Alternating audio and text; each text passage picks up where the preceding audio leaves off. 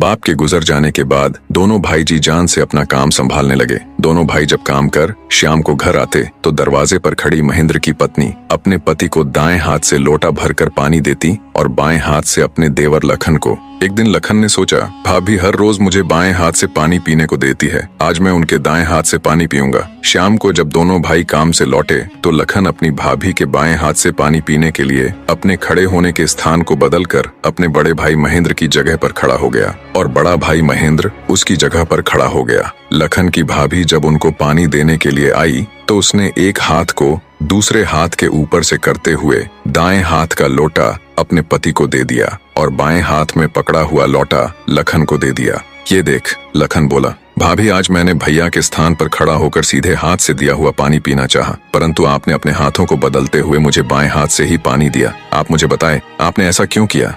लखन की बात सुनकर उसकी भाभी ने उत्तर दिया, अगर तुम्हें सीधे हाथ का दिया हुआ पानी ही पीना है तो तुम भी अपने लिए सीधे हाथ से पानी पिलाने वाली ले आओ। भाभी की कही हुई बात लखन को चुभ गई। वह बिना पानी पिए ही भाभी से कहने लगा, ये लो तुम अपना पानी का लोटा और मैं यहाँ से जा रहा हूँ और अब मैं तभी वापस आऊंगा जब मुझे सीधे हाथ से पानी देने वाली मिल जाएगी, वरना अपनी शक्ल नहीं दिखाऊंगा। इतना कहकर वो तुरंत मुड़ा और चल पड़ा। ये देख उसके बड़े भाई महेंद्र ने उसे रोकने की बहुत कोशिश की पर वो नहीं माना और बोला, नहीं भैया, अब तो तभी वापस आऊंगा जब मुझे मेरे योग्य पत्नी मिल जाएगी। इतना कहकर वो घर छोड़कर चल दिया। चलते चलते वह अपने नगर से दूर कांचीपुरम शहर में पहुंच गया। कांचीपुरम का राजा चंद्रसेन एक धार्मिक विचारों वाला व्यक्ति था। उसके राज्य में चारों ओर अमन शांति का माहौल था, परंतु फिर भी राजा चंद्रसेन हमेशा दुखी रहता था। राजा के दुख का कारण था उसकी जवान बेटी चंद्रकला का स्वास्थ्य। चंद्रकला दिखने में तो अत्यंत खूबसूरत थी, पर उसे एक असाध्य रोग ने घेर रखा था,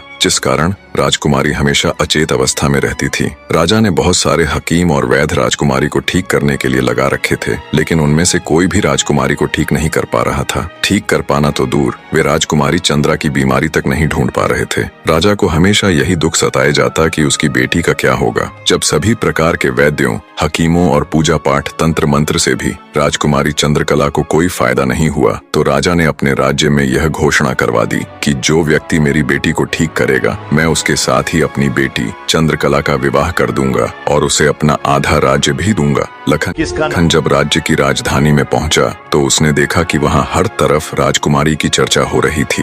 राज्य का हर कोई व्यक्ति राजा की घोषणा और राजकुमारी की बीमारी की बात कर रहा था। जब लखन ने एक व्यक्ति से इस बारे में पूछा तो व्यक्ति ने राजकुमारी की बीमारी से लेकर राजा की घोषणा तक का सारा किस्सा लखन को बताया। सारी बातें सुन लखन कुछ देर वहां खड़ा विचार करता रहा, फिर कुछ सोचकर वो राजमहल की तरफ चल पड़ा।